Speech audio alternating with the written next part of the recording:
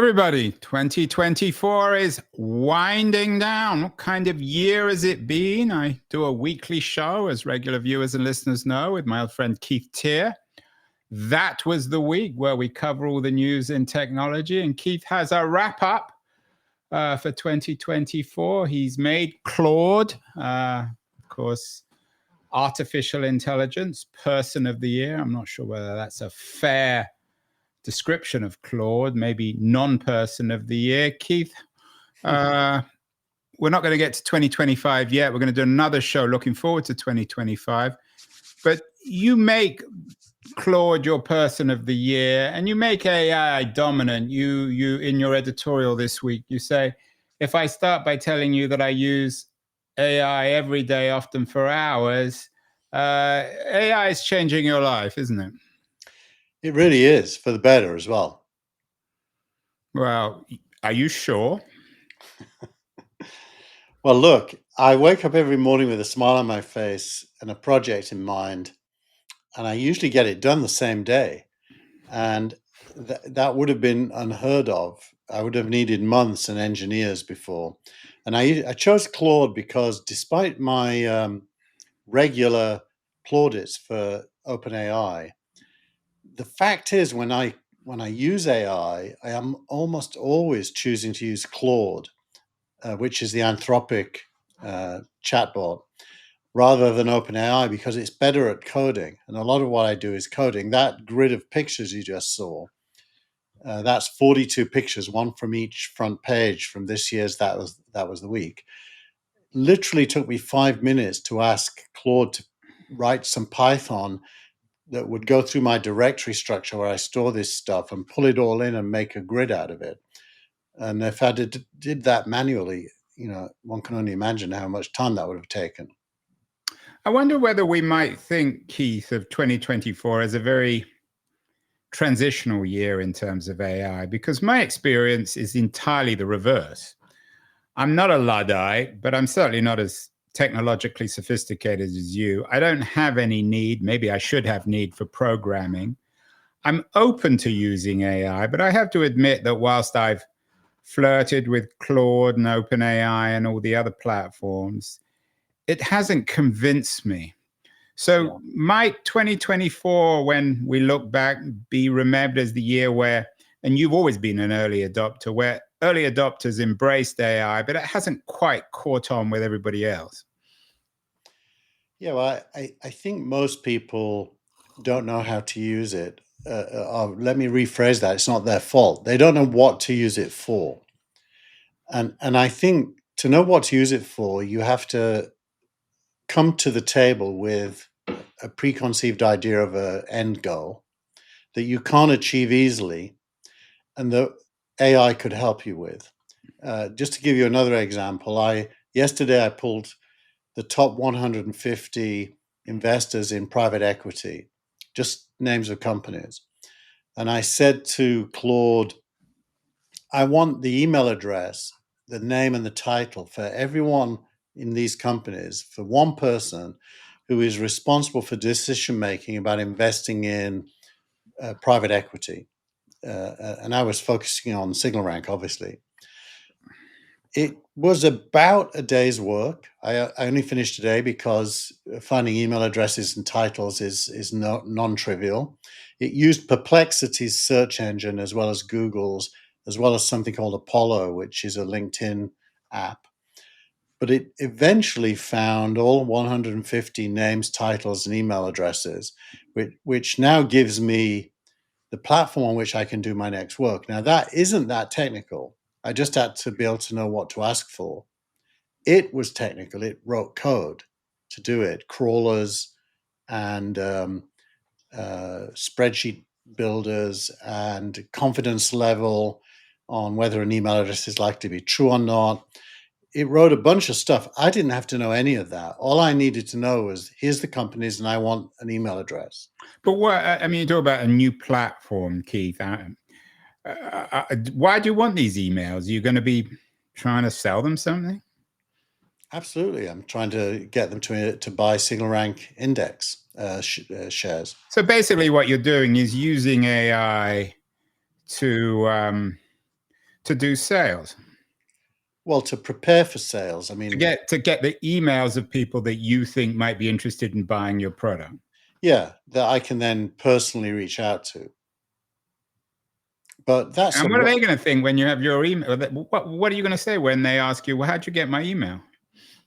Well, their email's all public records. Otherwise, it wouldn't be possible for me to find it. So I don't think that question will arise. Are you going to boast to them? Are you, when you're pitching them, are you going to boast, well, my person of the year, Claude, he was the one, or she was the one who, seems to be a he found your email for me?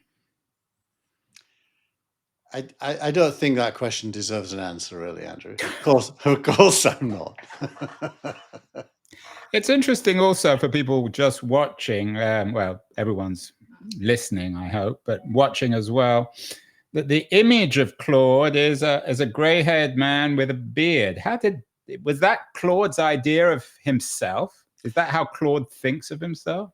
No, I did something blasphemous. I used Grok to imagine what Claude would look like.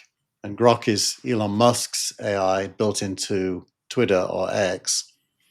So that is a Grok rendition of Claude. And some people might be listening and watching, especially women, might think to themselves, this is just another version of male domination, bearded men who seem to know everything. How would you respond? Well, men do dominate. It's not a lie. It's true. It's not acceptable, but it is true. So you would imagine AIs would reflect reality to some extent. In fact, they got criticized earlier for not doing, like making the founding fathers various shades of brown skin to black. So reality is women are definitely challenged to be equal to men, and that's been a lifelong struggle for most women and for most men who consider themselves feminists. So what kind of year has 2024 been, Keith, for AI? I mean, 2023 seems to be the year that OpenAI revolutionized the artificial intelligence world, convinced most of us that LLMs were for real. Is that a fair analysis? Is 2024 the year that that 2023 became a little bit more substantial? It wasn't a revolutionary year, was it? No, I think it was incremental. You went from, at the end of last year, OpenAI was already known about and existed. There were few competitors then. There's a lot more now. It was the case that the debate with Gary Marcus and the rest of us was finally balanced. I think Gary now sounds a little bit out of touch because the success. He's not going to like that, Keith. Gary, if you're watching, you're out of touch. How is Gary out of touch? Well, AI's vastly exceeded his predictions of how bad it would be. The hallucinations, which was the dominant talk last year, really no one ever mentions it anymore. And it's because it's good. This morning, by the way, Andrew, we've both been busy, so there's no reason you would know this, but Sam Altman announced the 03 version of OpenAI, and they've only just released 01. They're skipping 02. I'm up to that, Keith. I may not have AI, but I'm able to keep up with the news. OpenAI announces new 03 models on TechCrunch today. Is that a big deal? I think it's going to be a huge deal because it's reduced in accuracy down to close to zero, whilst making it possible for it to carry out a much wider range of tasks. The latest is the ability to act as if it's you on your computer, which Google also does now. What does that mean, act as if it's you? Well, you can give it all of the resources of your computer, Excel, Word, the cloud, web search, you name it, programming tools, and tell it you want to achieve something, and it will use the tools it has access to achieve whatever that end result is. That's another way of describing what an agent is. An agent is it replaces you in terms of having agency.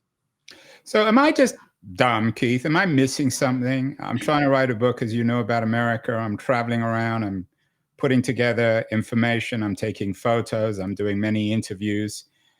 I still have no idea of how to use AI, for example, to write a better book. How would I even begin to do that? I don't think you would. I mean, it isn't really designed to be good at that. It's not going to replace your ability to pass knowledge through an intellectual framing and a point of view. So it could never write a book, and that indeed is not what it's designed for. Well, it will. It probably won't be very good books. It won't be a good book, and it won't be an original book. Yeah, the closest I could probably get to it, and you got to be a bit of a science fiction fan to understand this, but the computers on Star Wars or Star Trek are basically serves human need, and human need is very specific. It's not like there's a general need. There's millions of specific needs, and at any given need, it's probably a very good tool to help you address. So let's say in writing your book, you wanted to contrast the views of person A with person B on topic C. It would be a pretty good research tool, more and more good, less hallucinations, if any, anymore. If you wanted to find specific quotes, it might have a harder job because it's not an index, and Google might be better for that.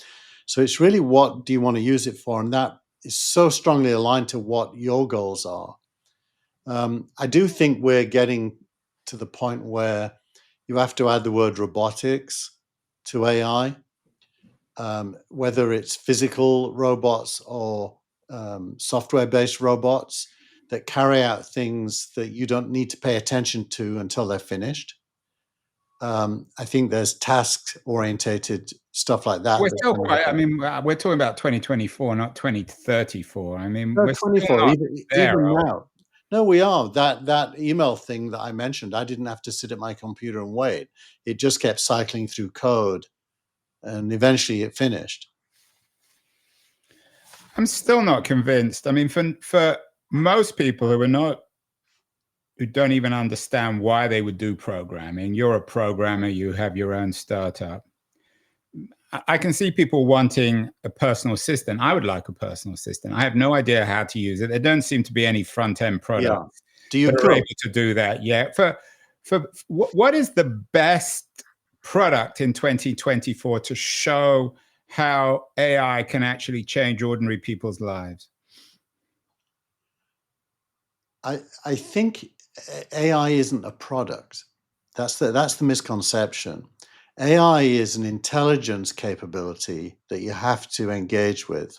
It's not a product. An interface. I mean, you've got to interface with it somehow. Well, it's a simple. It doesn't just appear. It has a very simple interface. To use it. You choose to use, as you say, Claude. You go on Claude and you use its technology. Yeah, Claude has a canvas, that is to say, a place it saves things for projects, and it has iterative work through a project, and you can go back and look at it. So it's a chat-based interface with a canvas. Cursor, the one I use, is different. It has access to my computer. It can write code and run it.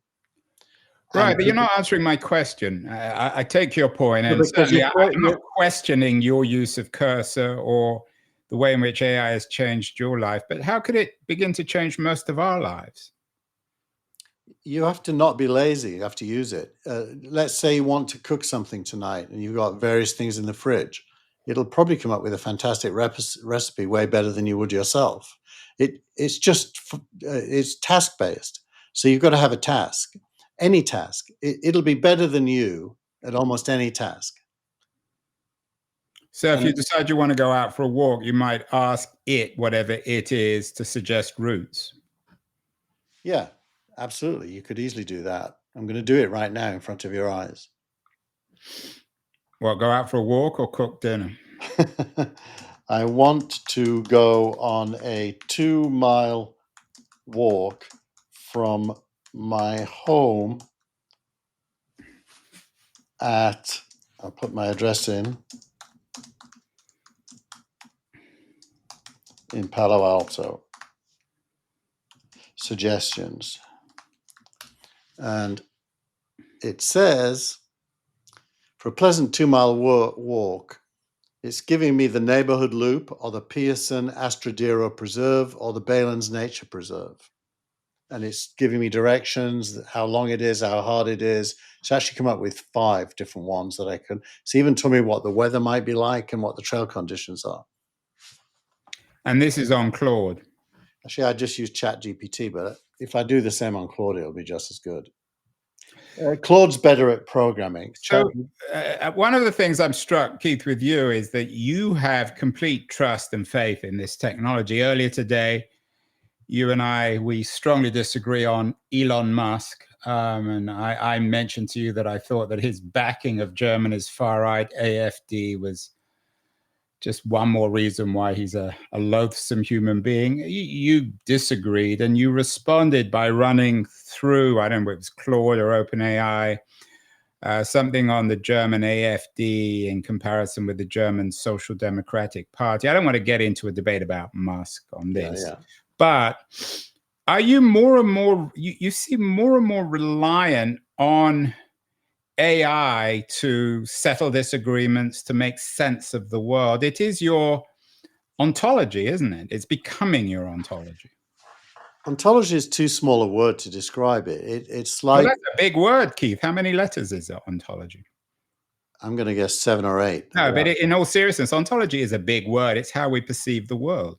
Well, ontology is really organizing principles for knowledge, labeling in a way, and the relationship between labels. What this is the Library of Alexandria having been read and digested, and you being able to ask the orb anything about anything in it and have a reasonable expectation of good outputs. I mean, it's so much beyond ontology. So it's a smart librarian, or a librarian who's read everything in the entire library. It's the smartest professor on any topic. Yeah, and is it? I mean, how different is that from Google? Is that a profound shift? I mean, we used to rely on Google as a search engine. Maybe not so much for plotting out walks, for asking questions on books or facts. So AI doesn't seem, in the way you're suggesting, to be that different, or is it? No, it's very different. Google is just a very large sheet of paper with everything on it. There's no knowledge or intelligence. It has keyword matching and link counting to try to get the best sources for anything from that big piece of paper. But AI, it's read everything in the paper and can not retrieve it, because that's a search concept, but use it to answer questions or complete tasks that you ask it to. So it really is, a doer. AI is a doer, and Google is a store. How has it changed? I take your point on the programming and your life as a startup guy, but how has it changed your day-to-day life, your relations with your wife, with your kids, with your friends, or is it not affected those?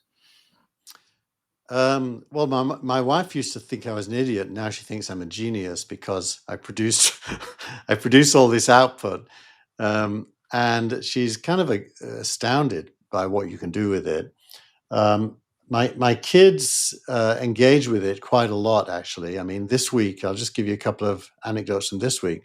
My youngest son, Luke, he has a computer science class using a programming language called Scheme that I'd never heard of. and he had his final yesterday, and he was trying to understand some stuff about scheme that the book wasn't really helping him with. So we started asking, in this case, Claude, which immediately said, yeah, I know scheme. The best book is this book. What do you want to know? And we gave it some of his questions and asked it not to answer them, but to explain how it would think about answering them. Within about 2 minutes, he was leaning into my screen, and he, by the way, never pays any attention to either me or my screen. He was leaning in and saying, wow, this is actually better than my teacher. And it is. I mean, why wouldn't it be? Because it's got way more resources to draw on than the teacher has, and more time has been spent reading and putting everything into its ontology, as you say. So it's just very, very good. Is that the darker side of things? I mean, so many books have been and will be written on the impact of AI on jobs. If, as your son Luke says, it's better than my teacher, the teacher who gets paid, presumably, to dispense wisdom will become redundant. Is there going to be, does any of this and your complete embrace in terms of your lifestyle and how you interact with the world, your ontology, does it make you in any way worried, or are you gung-ho on the potential? It doesn't worry me at all. I think it's fantastic. I mean, just what an amazing thing. What are the teachers, Keith, going to do? Children still need teachers. They just need them for different things. The most mundane things a teacher does is mark work and score it. The second most mundane thing is to repeat the content in a classroom so that the children are aware of it. Those two things can be automated. The thing that you can't automate is the teacher's caring and compassion and mentoring of a kid through his journey or her journey. And so a teacher can become way more human by having to do many, many less automatable tasks. And is that AI going to help us with those empathetic tasks, those tasks that we associate with humanity? There is a body of work that came out this week. Well, it's been around a long time, but it got publicity this week, which is work that is about trying to understand how the brain works. And this work posits that the brain is a quantum computer, not a binary computer. And by being a quantum computer, it can have consciousness. And this particular professor, his work is all about understanding consciousness. And consciousness is very different to what AI does. And so the thinking there is that humans are really not reproducible in AI at all, because you can't reproduce consciousness or awareness or even context mostly. And that's where human empathy comes from. And so I now, that said, an AI can become a pretty good fake therapist, because the content of therapy is something it has and can use. But its understanding of when to use what part of therapy and who with is almost non-existent. Your post of the year touches on this. It's from Alex Kantrowitz, who I think is an excellent writer. And it's a post that he put up on his, I think it's his Substack page, on a Neuralink patient called Noland Arbor. Tell us about this and why you chose it as your post of the year. Well, I think because I'm so astounded by it. When Elon Musk started talking about Neuralink and putting chips into the brains, I think it was pigs initially, I just thought it was not real. I couldn't see any way that you could take anything that happens in the brain, plug it into electronics, and have, control, fine-grained control coming out of it, or understanding. And this guy is the first human patient, and he's quadriplegic, if I'm not mistaken. And this article is saying, this is Noland or Arbach, yeah, and Noland is who Alex Kantrowitz, by the way, published this story, but he also published a long interview with him, which is itself a challenging thing to do. He says, I often forget that I am disabled. And for a single brain transplant to be able to produce that in somebody that is highly physically challenged, it just blows me away that that's even possible.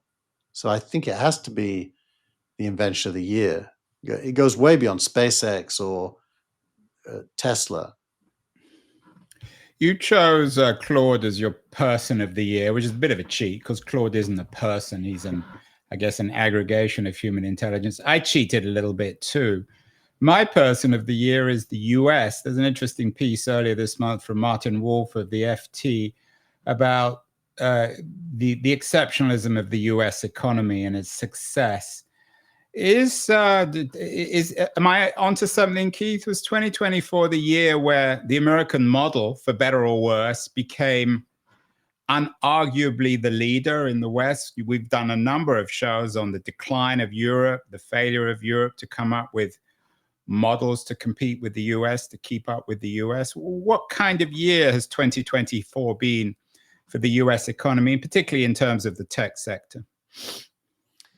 It's been a good year, but I think my framing of it I think you've got to separate a few things out. I mean, the US is far ahead of the rest of the world when it comes to innovation leading to business outcomes. So, all of the top companies are tech companies, and they're all US companies, bar maybe one or two. So the US certainly is good at financing and allowing creativity and innovation to result in business success.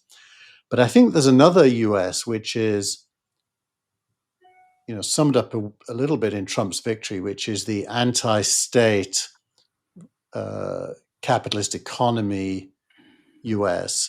And if you look at it in that way and look at what's happening in Argentina, for example, in contrast to Brazil, there's a US kind of way of thinking that goes beyond the US. I think this German ADF party is a bit like that as well, which it kind of blends libertarianism with fierce independence and somewhat antagonistic to the rest of the world. I'm intrigued that you're not deeply hostile, given your internationalism, your commitment to globalism. Why would you even flirt with Musk or the AfD or Milei's economic nationalism in Argentina? I'm surprised that you're not deeply offended by these developments. Well, I think it's all to do with the relationship between economic success and human good.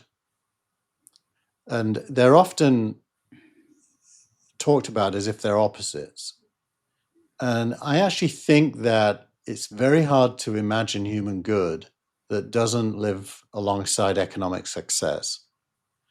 Because economic success creates the means of life and hopefully makes them cheaper, if theoretically tending towards free through automation. And so I really think there's a new framing, a new ideological framing to do with progress and innovation and civilization as well, that doesn't really fit into the old paradigms of socialism and capitalism. You're not going to tell me this is the new left-wing thought, are you?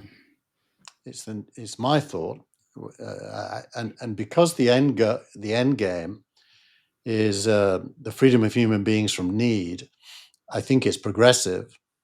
But if you're right, and a lot of people would debate whether or not you're right, isn't it troubling that these ideas go with hostility to immigrants, what Yeah. some people at least see as racism, certainly hostility to people of different color skins. Isn't that Yeah. troubling?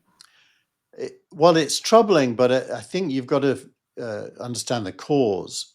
I think a lot of modern sentiment against immigrants comes from mistakes made by the left in benefiting immigrants above the local population and the resentment that arose from that. So I think it's the abandonment of poor people by the left, and the left's embracing through identity politics of the underdog that meant there was a blind spot on the left about the impact of that on their normal base, ordinary people. And I think most of this nationalism is the price the left is paying for having had that blind spot. I don't think the human beings who have those thoughts are bad people. I think they're self-interested people who feel let down. And in order to get them back, you have to embrace their interests, which I personally don't correlate to nation-state interest at all. You're right, I'm a globalist, not a nationalist. But I do understand why people have arrived, especially poor people, at those thoughts. And I think populism is the consequence. Populism is the price we're paying collectively for having had that blind spot. I wonder whether 2024, Keith, will be remembered as the year where populism became, if not mainstream, more and more acceptable. One of the interesting pieces in the Martin Wolf FT piece was the way in which the US is increasingly becoming a plutocracy. And of course, Musk is exhibit A in that. But are we seeing in 2024 a new kind of system emerging? Maybe a plutocratic one run by what some people might view as enlightened libertarians like Musk, others see as anything but libertarian. Has something structurally changed in a Silicon Valley? And we talked about this in a number of shows this year. Has Silicon Valley stormed the gates of Washington, D.C. in the form of men like Musk and Sachs? Yes and no. I think mostly no, because I think a year from now we will find that Musk and Sachs met opponents that were far more strongly in place than they realize. I think they're going into DC thinking they can win, and they may well have their ass handed to them by the bureaucracy and the state, because it's very powerful, and they aren't. So I wouldn't predict their success. If anything, I think there is an undemocratic reality, which is that despite the fact that Trump was elected with a majority, he almost certainly is going to fail to be able to carry out his policies due to what I just described. And so capitalism, looked at from the point of view of its governance, is unlike Silicon Valley, is resistant to change. And change is needed and would be good, but the chances of it happening are pretty low, I would say. Yeah, and that, I think, contrasts with your arguments about AI. I mean, you may be right, AI might be changing your life, your world, but it doesn't seem to be changing most of our lives, and certainly not political life. It seems to me as if, and maybe I'm being a little abstract here, in that 2024 is most interesting because it's setting us up for 2025. In other words, Trump seems to operate in reality television terms, where it's always the next show that's the big deal. He always leaves you with a cliffhanger. Mm-hmm. And the most interesting thing, it seems to me, about 2024 is it set us up for 2025. I'm not, as you know, a great fan of Trump, and I certainly didn't celebrate his election. But I do think that 2025 is going to be really interesting in terms of, and we're going to do another show on 2025. But I wonder whether 2024 historically will be remembered as the year before 2025. I mean, obviously that goes without saying, but it's sort of setting us up yeah, for whether or not Trump can do any of the things he's promising. You know, I think it's hard to predict. What the most striking event to me was what happened in Romania in the last couple of weeks, where a populist came from nowhere to be the majority winner of the presidential election, and the courts just annulled the election, arguing that Russian interference created this person's success. Which of course would be super hard to prove, as they admit, but they've annulled an election because they didn't like the result, and that was, in a sense, that what would normally be called the left, taking democracy away from what would normally be called the right. I don't think those labels work anymore. I think it was a populism against the incumbents more than anything else. But I do think we're in an era where the general population is so reasonably unsympathetic to politicians that the ability to govern is rationally no longer exists. Yeah, and I wonder whether ultimately that's the big deal about AI. You talked about how it can make you into a better programmer, or do a lot of the programming that used to take you days can be done in a few minutes or a few seconds. But whether ultimately the revolution that we're living through, this AI revolution that began in about 2023 and will certainly run through the 20s, maybe even to the 30s, will ultimately create a new operating system where we'll somehow trust better. Yeah, I mean, to be honest, I don't trust AI as in I read everything it says and decide what I think for myself. But I do trust it to write code. Well, you trust it enough that you've made Claude look very wise with a gray hair and a beard. It's the old Christian version of God. In other words, is AI just another version of Christian theology? Well, if you believe that God was created by men, yes, because men create things bigger than themselves as a goal, and by men I mean humans, not the gender men. So I do think that AI is a human product that shows human capability, and there's nothing about it that isn't human. And so in that regard, as an atheist, I think God is the creation of humans as well. I'm not one of those atheists who scorn people who created God or believe in God. I think it's a fantastic thing that they believe in something bigger than themselves and want to, because that is the aspiration of humanity generally. So I'm good with it. Well, finally, I know you made Cursor. You've talked about the AI code editor Cursor, your startup of the year. But what kind of year has it been for you at That Was the Week? You've done tremendous work, Keith. I ride off your coattails. You aggregate all the news of the week every week, and we talk about it every week. Do you feel that you're wiser at the end of 2024 than you were at the beginning? Leaving aside AI, I know you feel AI makes you wiser, but do you feel you know more at the end of 2024 than you did at the beginning?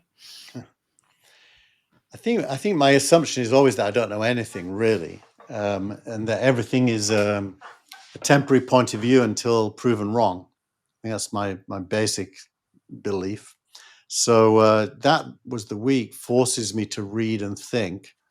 I don't think it makes me right. Well, that was the year for 2024. Keith, you and I will continue into 2025. Our next show, we're going to look at our crystal balls and imagine what might happen in 25. But have a wonderful year, Keith. It's been a good year. You and I have covered a lot of ground. We seem to be a little bit ahead of the curve, and I hope we'll continue to do that next year. Thank you so much. Bye.